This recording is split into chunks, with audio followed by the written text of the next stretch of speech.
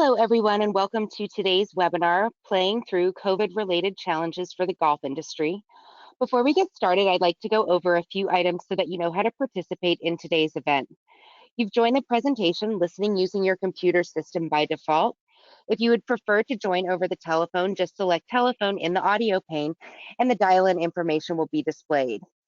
You will also have the opportunity to submit text questions to today's presenters by typing your questions into the questions pane of the control panel. You may send your questions in at any time during the presentation, and we will do our best to answer them in real time. Today's webinar is being recorded, and you will receive a follow-up email within 24 to 48 hours with a link to view the recording. I would now like to introduce Vern Ing, our panel moderator for today's presentation. Vern? Thank you, Lucy. Everybody, this is Vern Inge. I am a member of the board of directors of the Virginia State Golf Association, also former general counsel of the VSGA and a partner, Whiteford, Taylor, and Preston.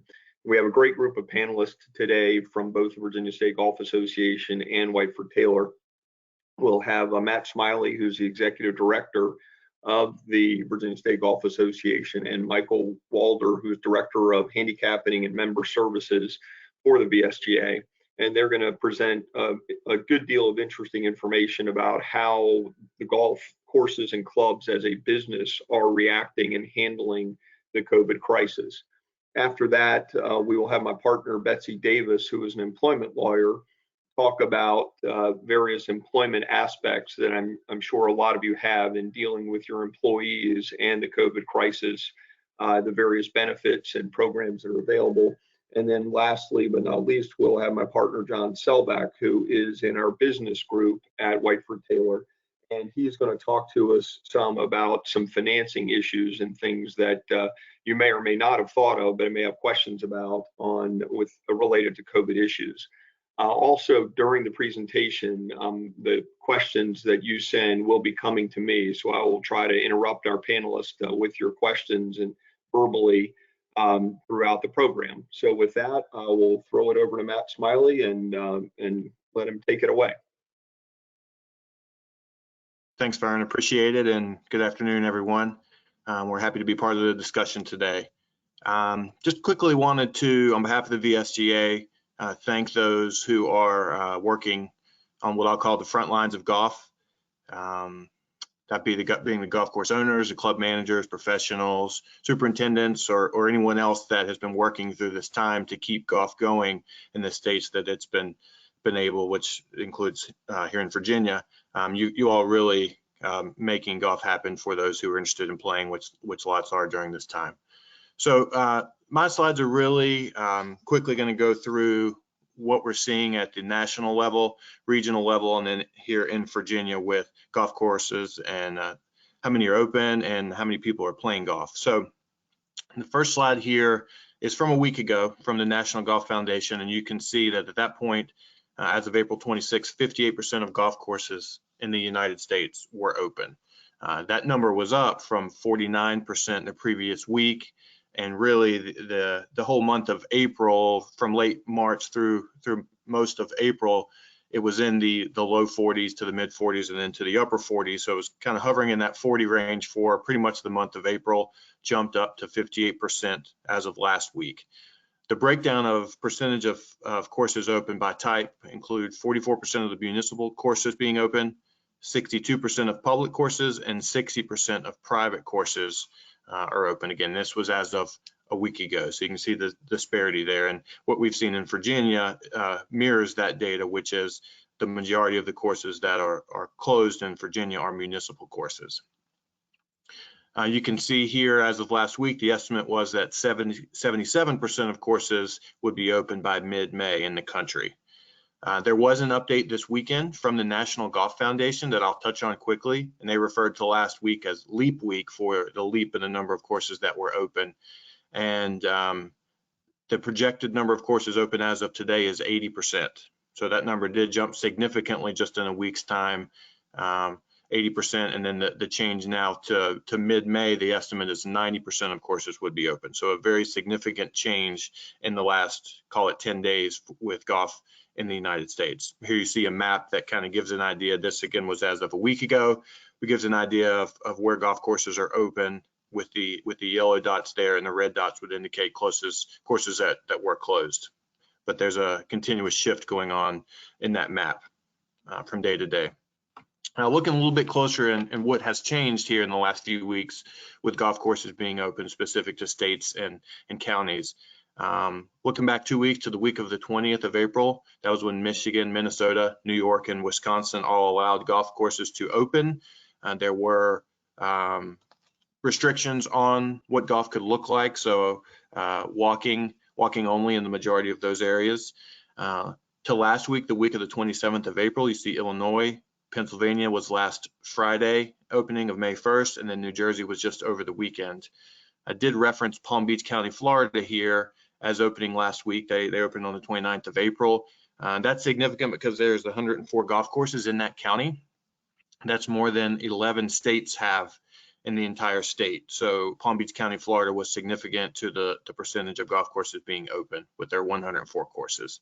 And then this week, I believe it's tomorrow, Washington State is opening all of their golf courses. Obviously, they were hard hit early on in the pandemic, and they'll be opening golf courses tomorrow on May the 5th in Washington.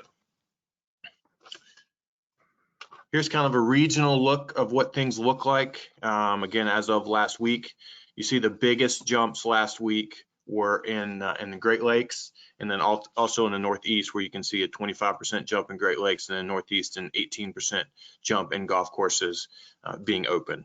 So that shows you the trend we're seeing.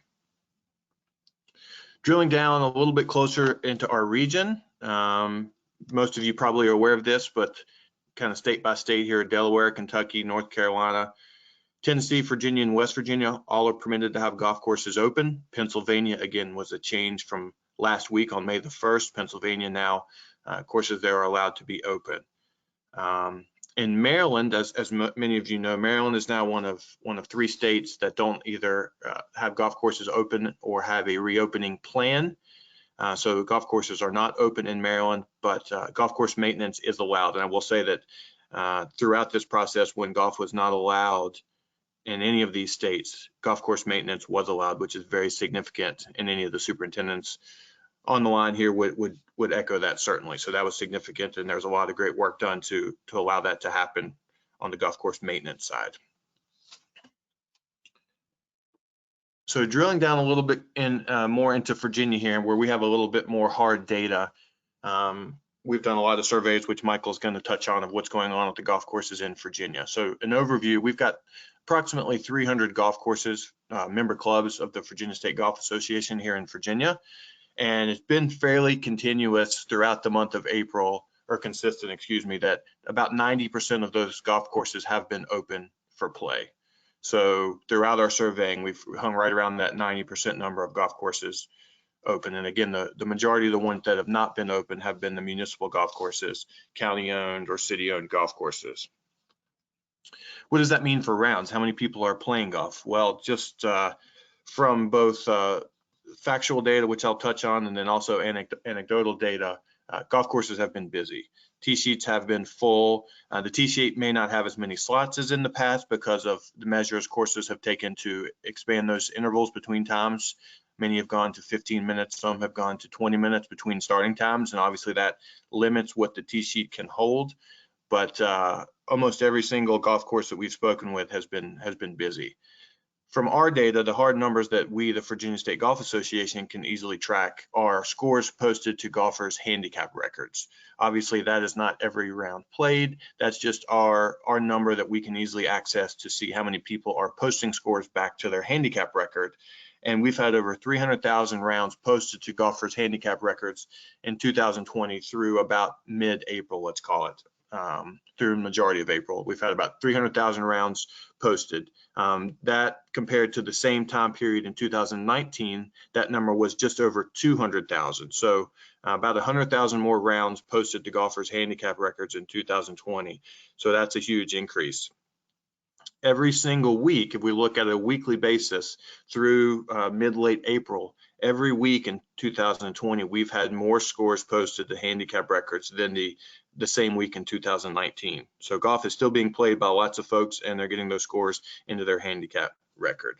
So those are the kind of the factual numbers that we were able to get our hands on. Anecdotally, again, in talking with folks, we got full tee sheets, and then also walking seems to have had a spike in the number of folks who are walking when they play. That's just from conversations, and then also if you try to go search a push cart right now, it's hard to find one because a lot of them are sold out. So walking is very popular, which is great. That's part of the reason that golf is still able to be played through this time. The recreational aspect, the exercise component of it. So it's great to hear that more people are walking than they have in the past. But to kind of close the loop on that, rounds being up and golf courses being open, as many of you on this call are well aware, they don't equal success of the golf course financially necessarily. Through this time, golf courses are operating with very minimal staff. There are obvious restrictions on food and beverage revenue, pro shop visitors, which hurts merchandise sales and pro shop revenue.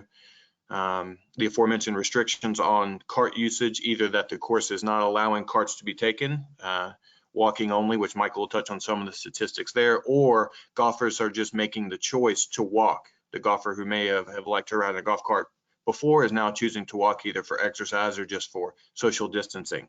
And maybe most impactful to golf courses are the lost revenue for golf outings or events, be it weddings, meetings, what have you, where they're able to bring in groups of folks to play golf or meet and have food and beverage and everything that goes along with that. So that loss of revenue is significant to golf courses. All this has led to just a drastic decrease in the revenue per round.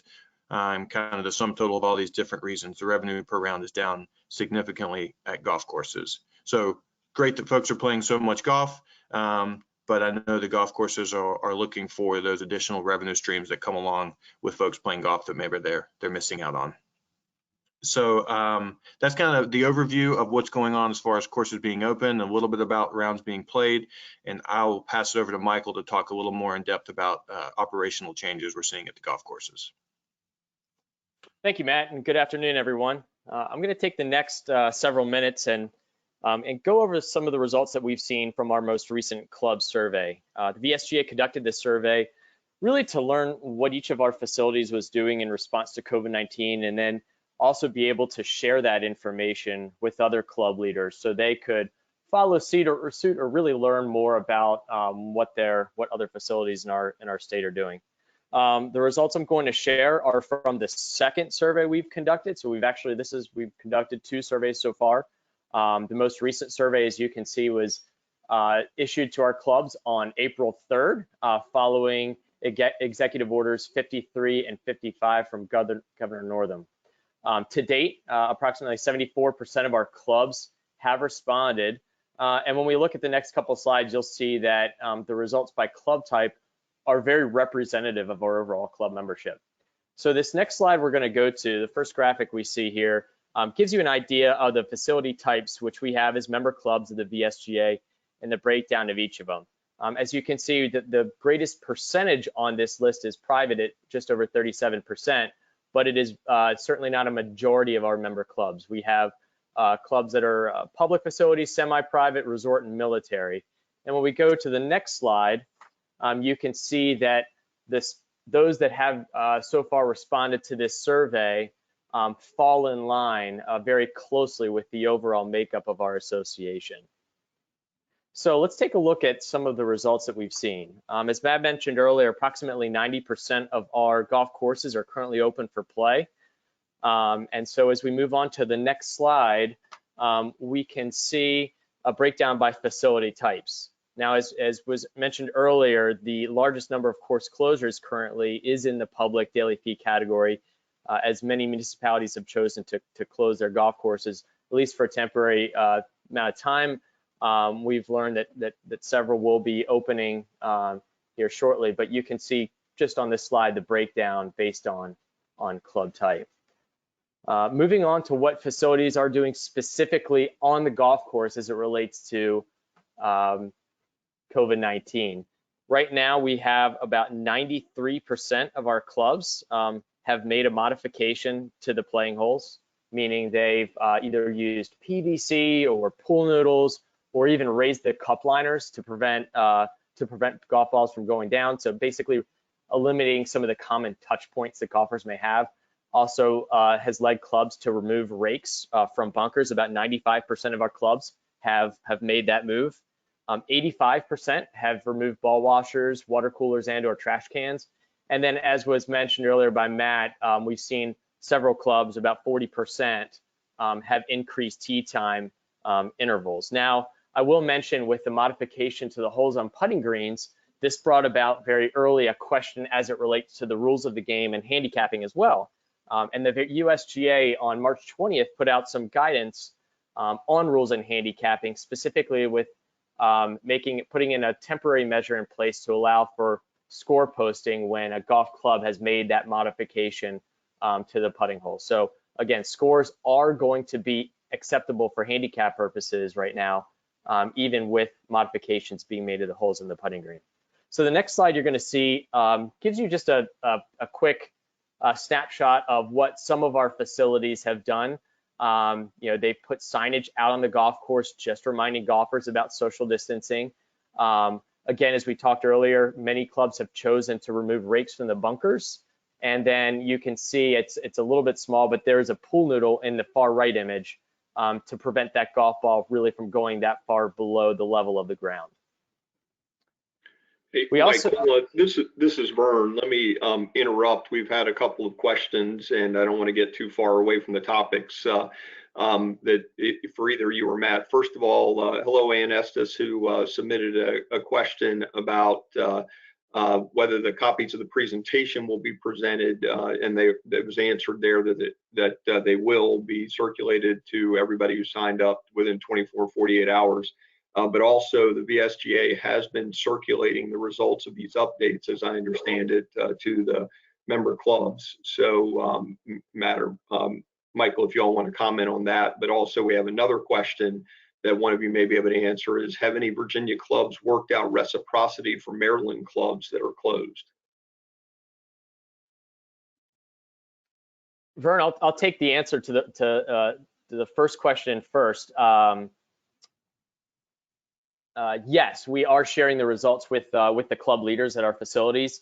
The survey results, we have a live survey link. So at any time, a club or facility can access the results of the survey. And we are also following up with our clubs on a weekly basis with a hard copy of the results for those that may find it easier to read on a PDF. So we're maintaining constant communication with clubs. As to the reciprocity question, to our knowledge, we're unclear, although that would mainly be on probably a case-by-case basis, and especially when we have management companies that may oversee operations at more than one, some facilities in Maryland and Virginia, there may be something worked out there. But unless, Matt, you have anything additional to add, to our knowledge, we don't have any off the top of our head. I don't have anything to add to that, Michael. I would agree. Thank you, Michael. Sure. Matt. Okay, so moving on to the next slide here, we'll talk specifically about golf carts for a moment. More people are walking now than ever, or at least in recent memory. But having said that, 90% of our carts or clubs are still allowing golf carts out on the golf course. Now, taking a look specifically at some of the measures clubs have taken with their golf carts, you can see from the next slide that about 89% of the clubs are doing extra sanitation of carts. They've always cleaned them after use, but now we're seeing them, they're actually really wiping them down with sanitizer or with cleaning solutions. And we're going to show you a couple images of that in a moment. Also, we found that clubs have removed scorecards, pencils, tees, and other items from the cart, just those areas, those items that maybe had been constant touch points from many people. They're just trying to eliminate that. And so one of the things that we've done as an organization is with our mobile app, we've encouraged golfers to be able to use the My VSGA app as a digital scorecard for posting hole-by-hole scores if they're choosing not to use a scorecard during this time. So on the next slide, you're going to see just an example of what one of our clubs is doing with sanitization of the golf carts. spraying them down after every use, all of the surfaces of the cart, not just the floorboards, but the steering wheel, the seats, the knobs, everything.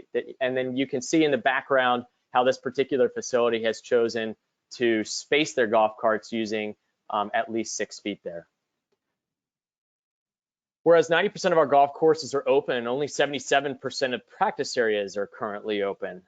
We are seeing that a lot of facilities have certainly increased the hitting distance on the next slide.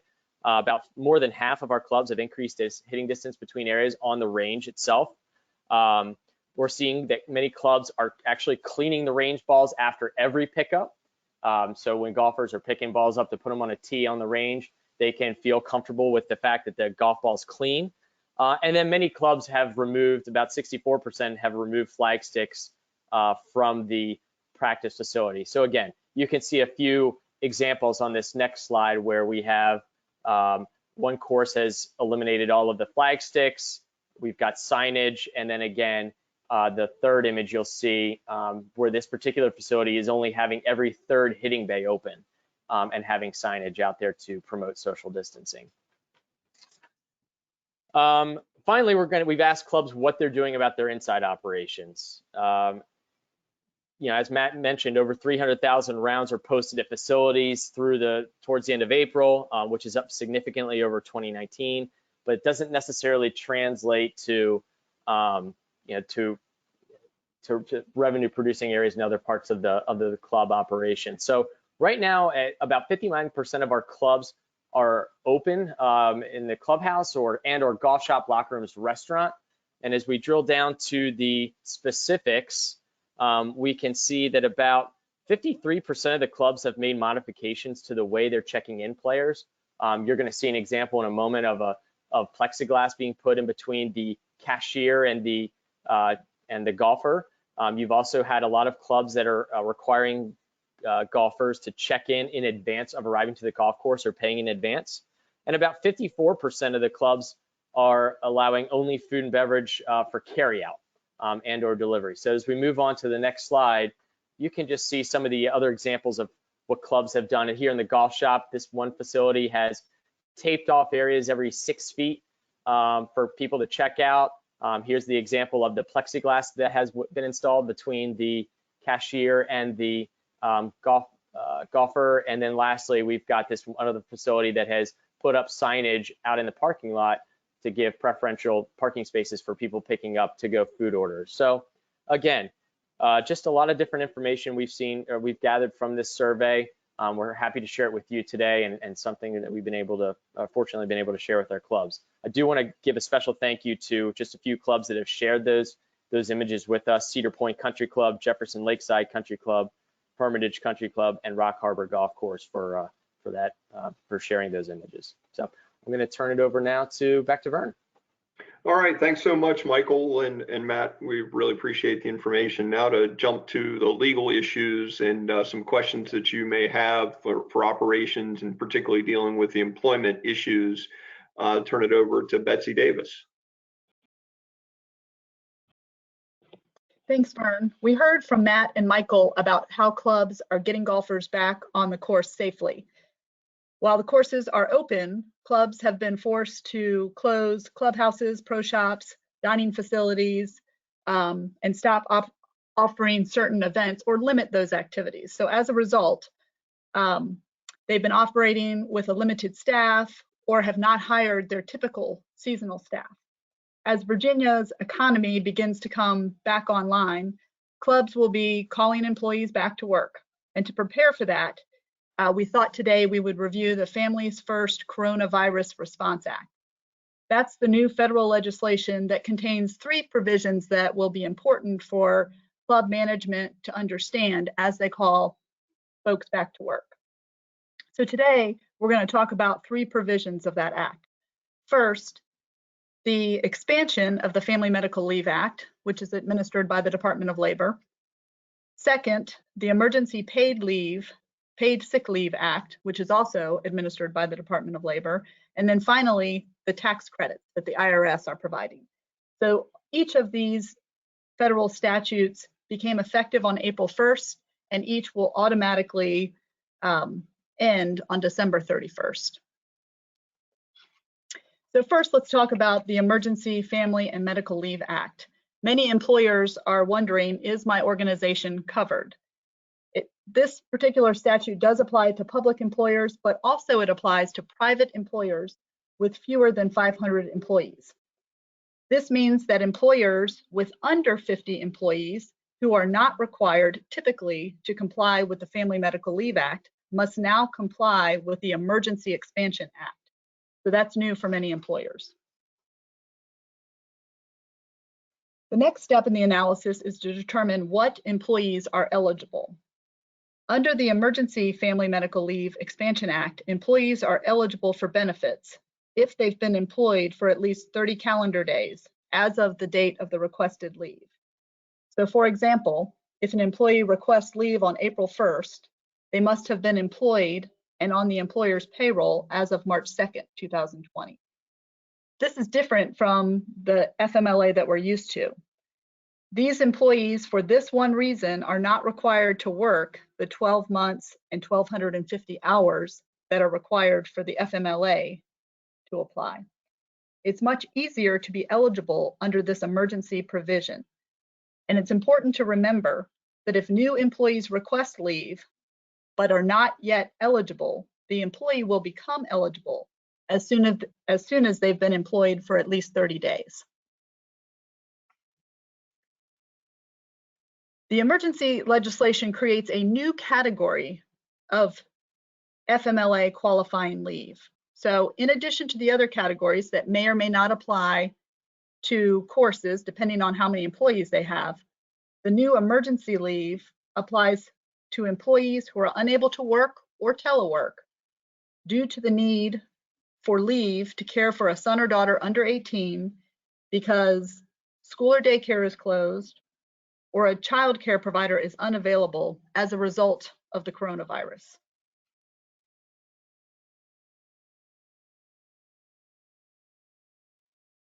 Many courses are interested in understanding this new leave because for the first time, this FMLA leave is paid leave.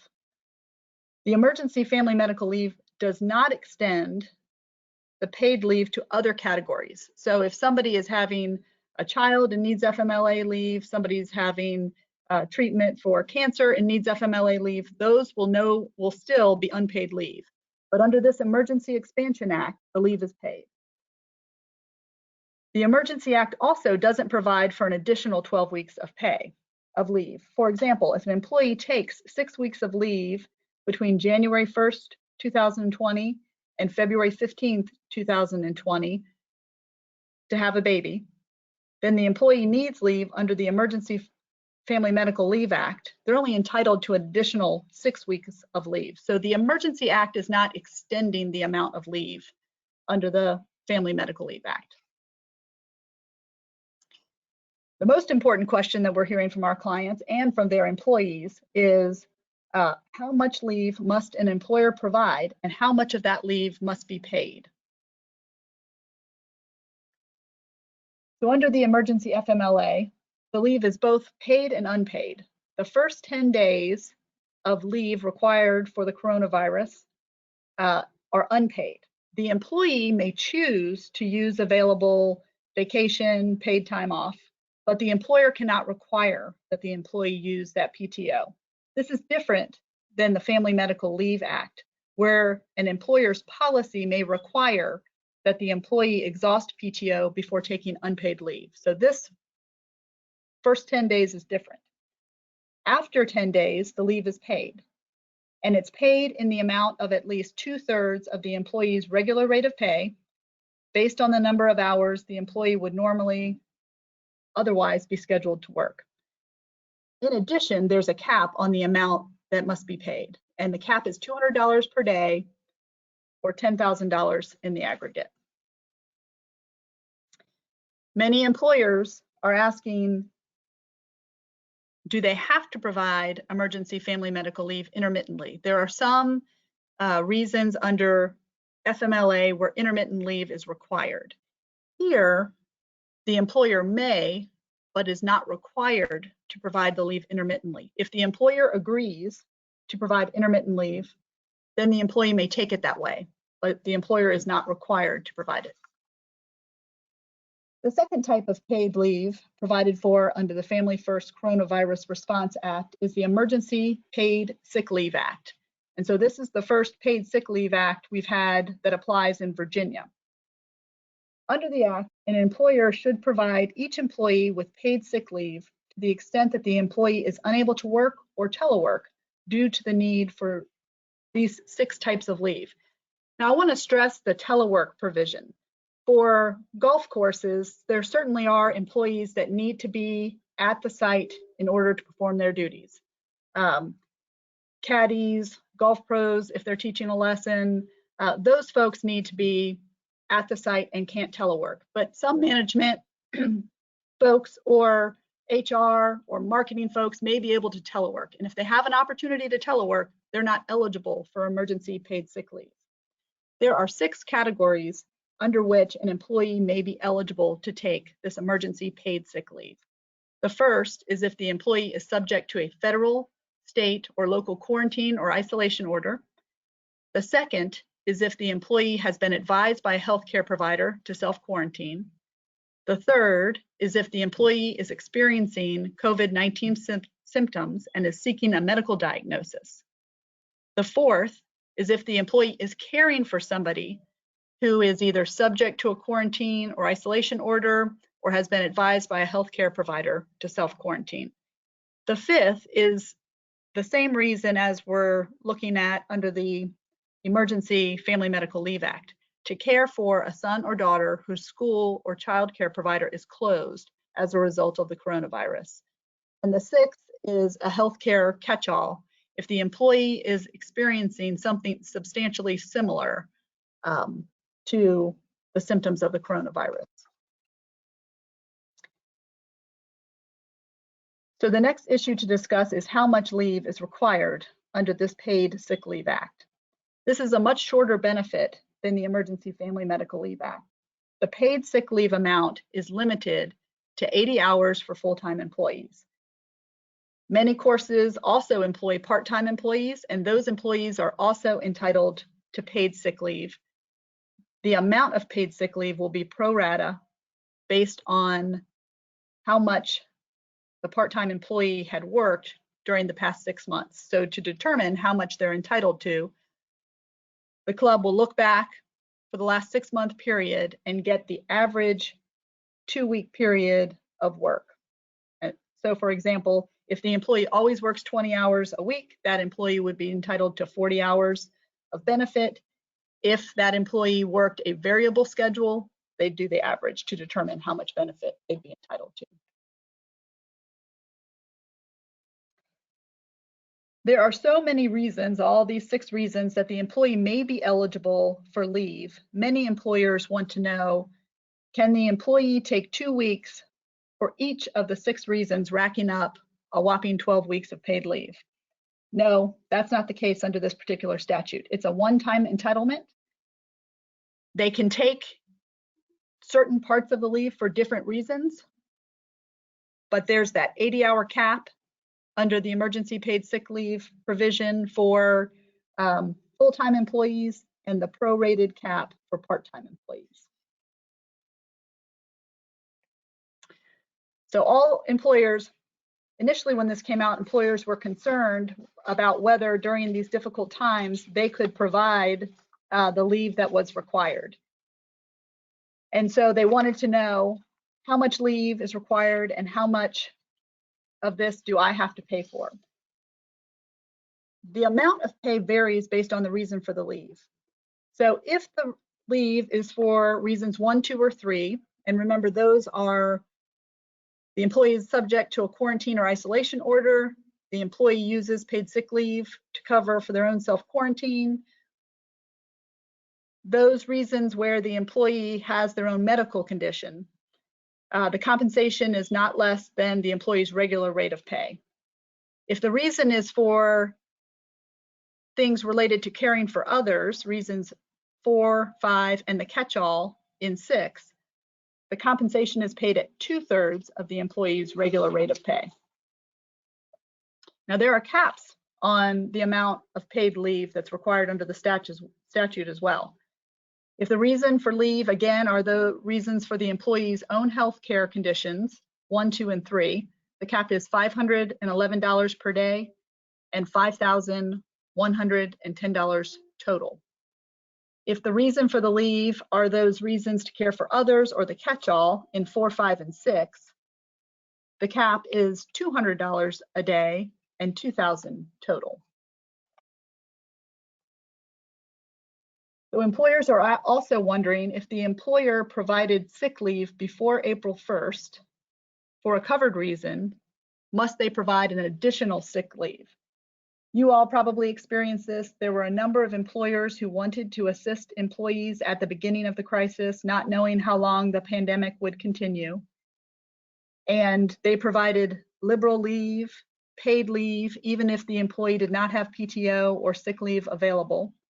This statute is effective as of April 1st, 2020. It's not retroactively applied. So even if the employer was very generous and provided 2 weeks, 3 weeks, 4 weeks before the statute became effective, they're still required to provide that additional 2 weeks or 80 hours of paid sick leave under the statute. So the same question about whether leave can be taken intermittently comes up with respect to paid sick leave. And for this category, the answer depends. It depends on whether the employee is working at the employee's typical work site or whether the employee is teleworking. Let's first look at a situation where the employee is working at their typical work site. If they're working at their typical work site and they need to take leave to care for a son or daughter because of a school closing, then the employer, if the employer agrees, may grant the leave intermittently. Unless they're teleworking, so if they're working at their normal work site, if they've been sick or exposed to a sick individual that triggers the need for the leave, the emergency paid sick leave cannot be taken intermittently. And that relates to those reasons 1 through 4 or 6. And the rationale for this is fairly clear. The purpose of the Family First Coronavirus Response Act is to provide sick leave as necessary to keep employees out of the workplace and to prevent employees from spreading the virus to others. So if the employee needs the leave because they have been exposed themselves or they're caring for somebody who's been exposed, that leave should not be taken intermittently. So we talked about how much paid leave needs to be paid and the caps on that leave. Again, during this crisis, many Virginia employers are being generous and they ask, can our company pay more than the cap or more than 2/3 the employees pay if they need leave for these reasons? Certainly, employers can be generous, but it's important that they understand when they're looking at the tax credit that they're only entitled as a tax credit to the amount of the cap. And I just want to point out one thing about how the Emergency Family Medical Leave Act and the Emergency Paid Sick Leave Act work together. There's the Emergency Family Medical Leave Act that provides for leave to care for children when school or daycare is closed. And Category 5 of the Emergency Paid Sick Leave Act applies for that same reason. So when they work together, the Emergency Family Medical Leave Act has 2 weeks of unpaid leave. The Sick Leave Act can pay for those 2 weeks, and then the Emergency Family Medical Leave Act can pay for the remainder of the 10-week period. So someone in that situation would likely be entitled to up to 12 weeks of paid leave. So many employers, as these requests are coming in, need more information about what may I ask, what should I ask to support the tax credit that I'm going to be claiming. So all employers should certainly gather enough information to make sure that the leave qualifies under the statute and that they can provide that information if they're audited after they take the tax credit.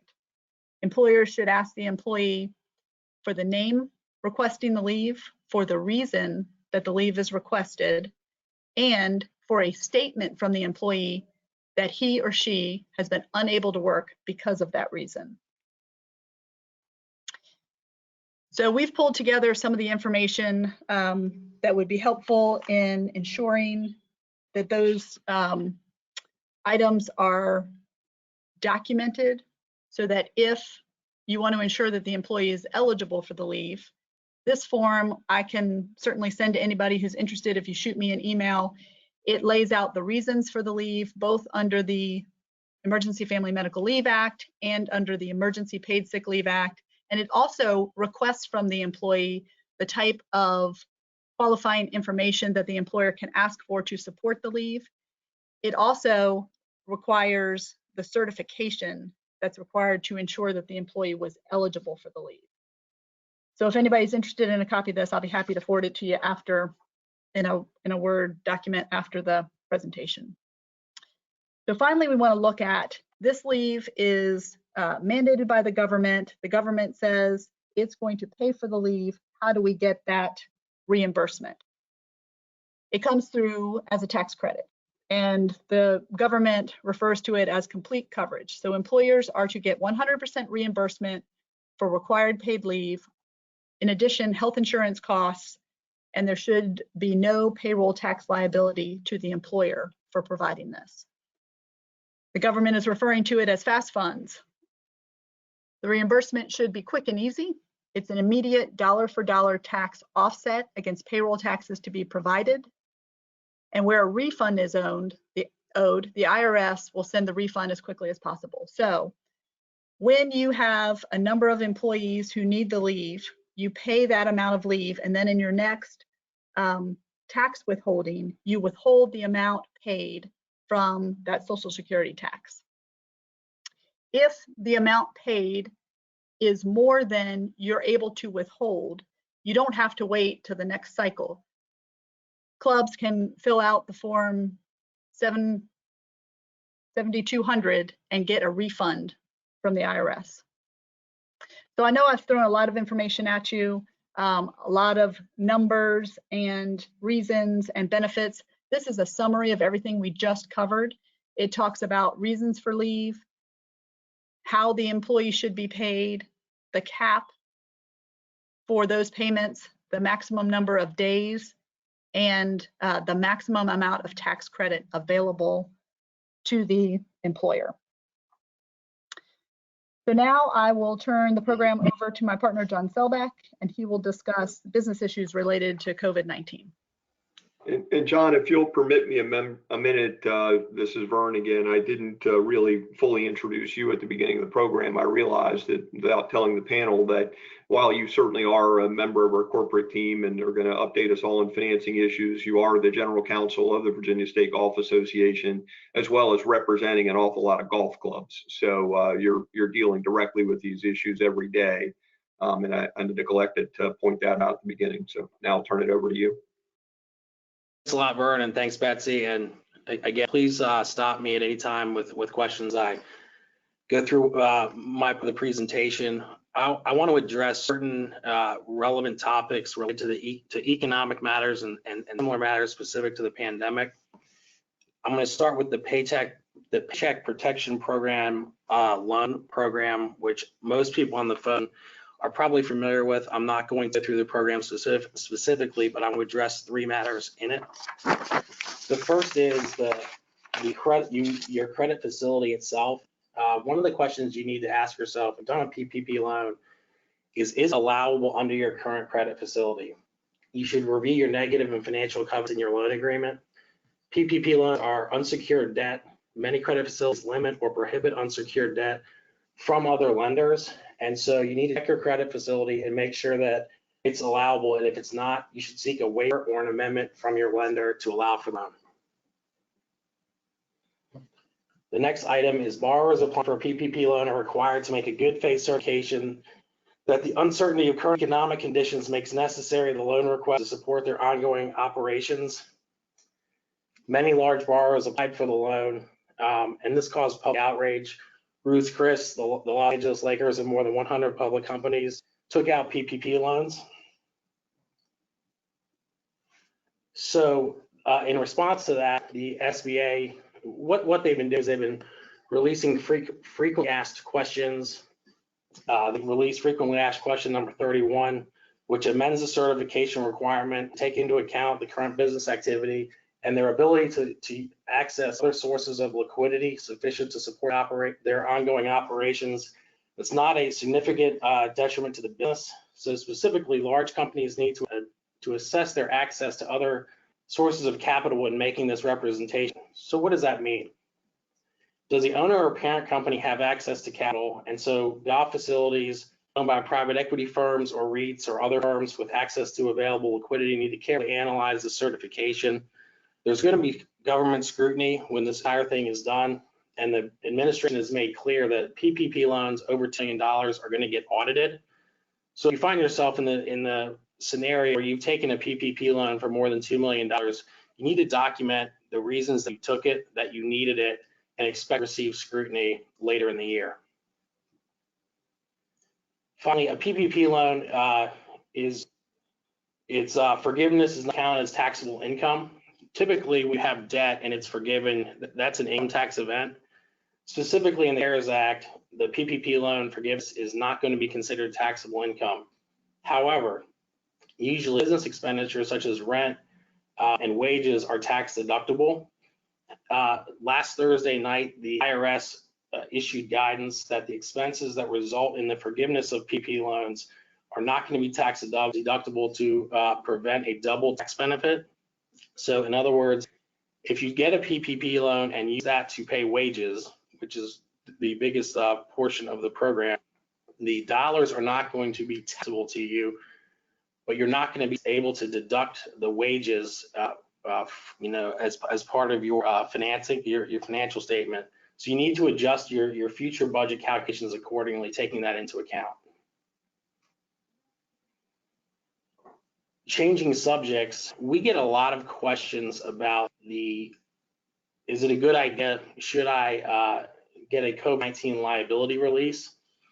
To me, it's a combination of a business and liability question. It's a good idea.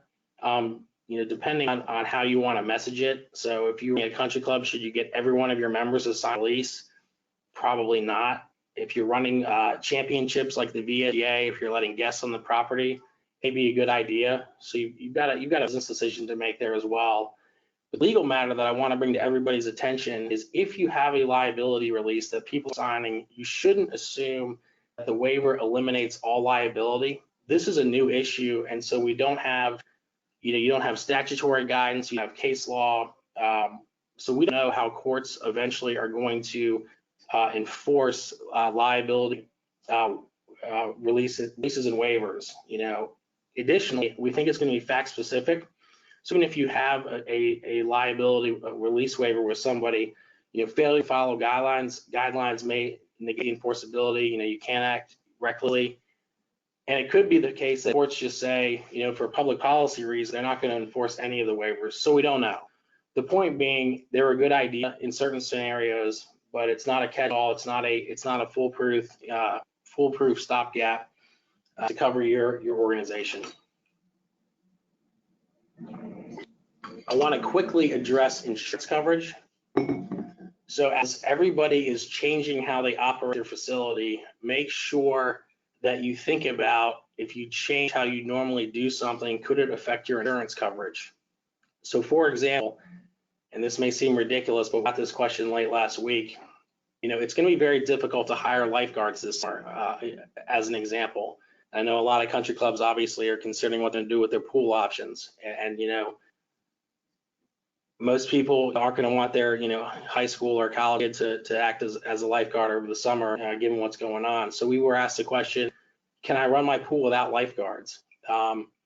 It's not illegal, but you may affect your insurance coverage. Something happens and you don't have lifeguards in place. So anytime you change your operations, either talk to your insurance agent or look at your insurance policy to make sure you're doing something that could affect the coverage. Similarly, if you can go back 1 second. Similarly, the failure to follow public guidelines and laws can also invalidate coverage. One thing I wanted to stress to everybody, this is a state-by-state matter. So I know people talk, with industry groups and friends in the business and that sort of thing. If you're talking to somebody from another state, don't forget that each state is different. So if something's allowed in one state, it may not be allowed in Virginia. So you want to certainly consult under Virginia law in terms of what you are doing during the pandemic.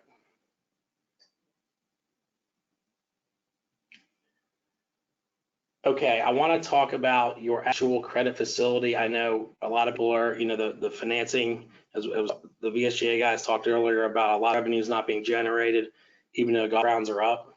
So you really need to understand your loan. You review your loan agreement, review your covenants, review your default provisions, understand whether you have a CMBS loan or a traditional commercial mortgage loan.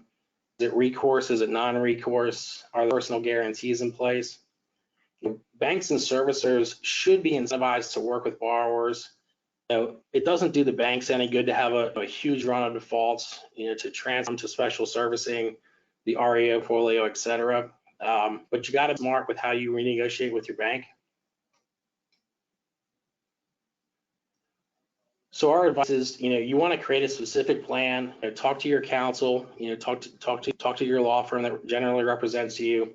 You want to conduct your negotiations under what I would call settlement conditions, so that things, can't be used against you to create a default.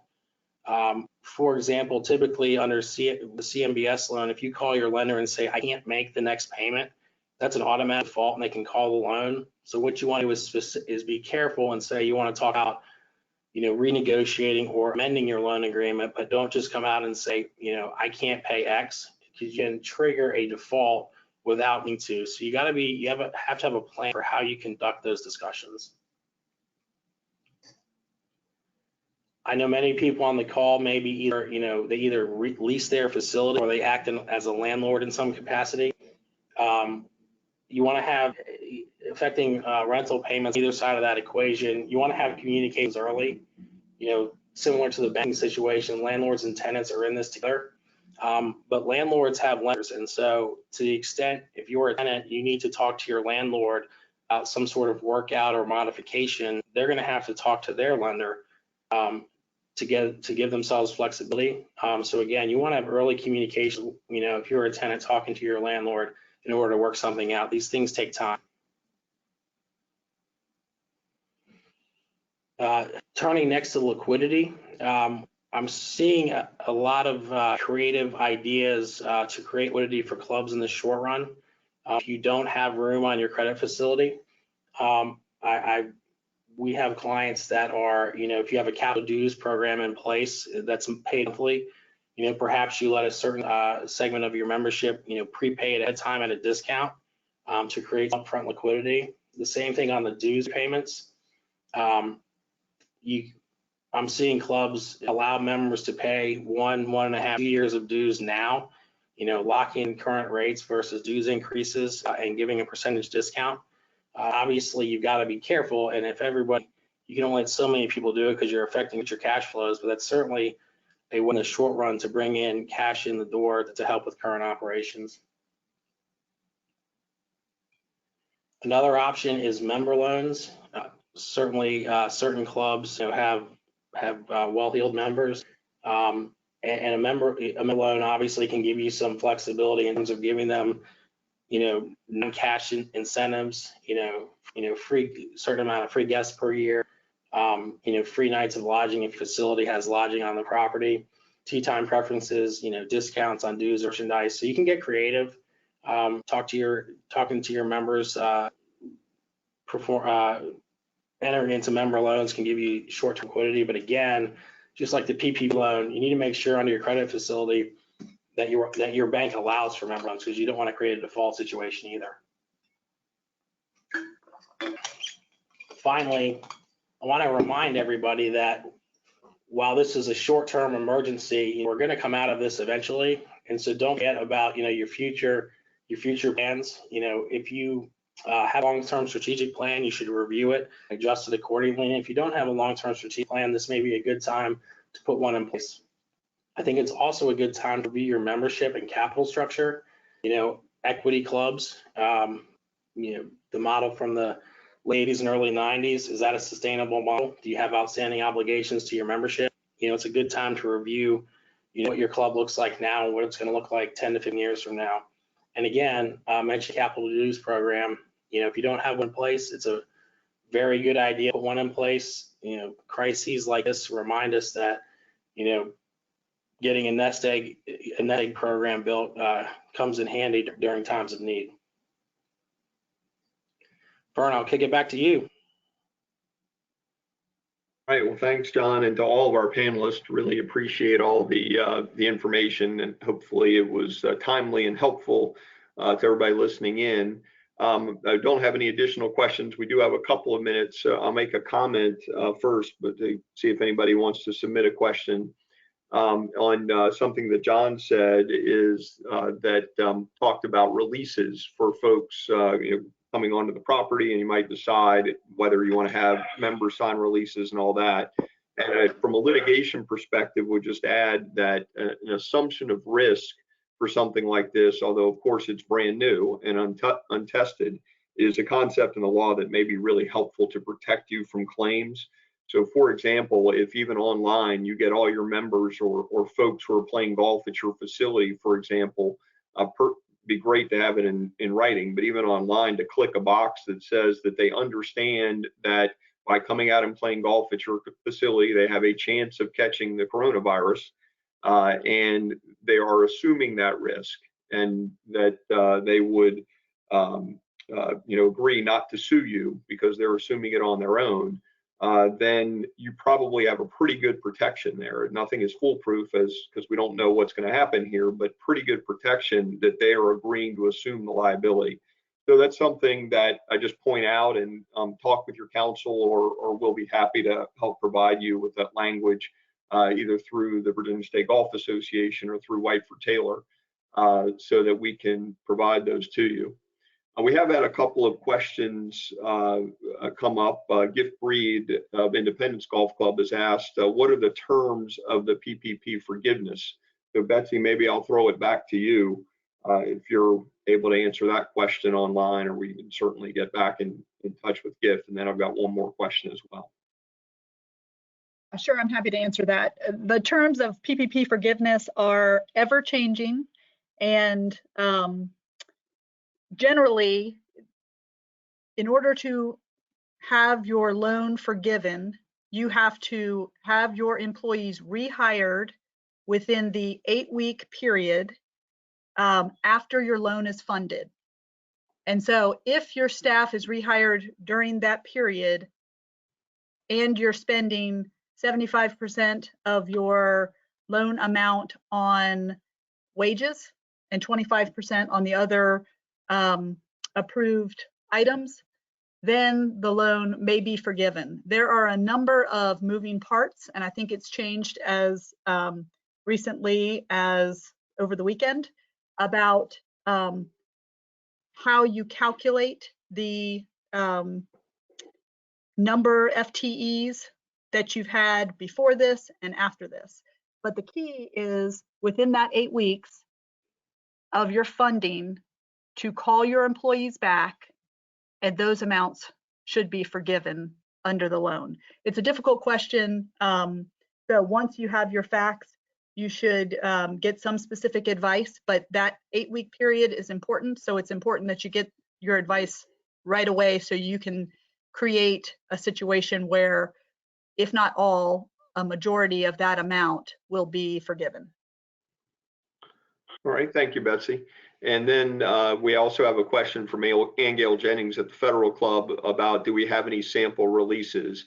And Ann Gail, I will get you one or some. Yes, we do have those. I will make sure that it's got the assumption of risk language that I just mentioned as well in it. And certainly anybody else who is interested in that, we may be able to get it just distributed out to the entire group after the materials come out. But certainly anybody else who's got an interest in sample release forms, just reach out to me, and be happy to get those to you very quickly.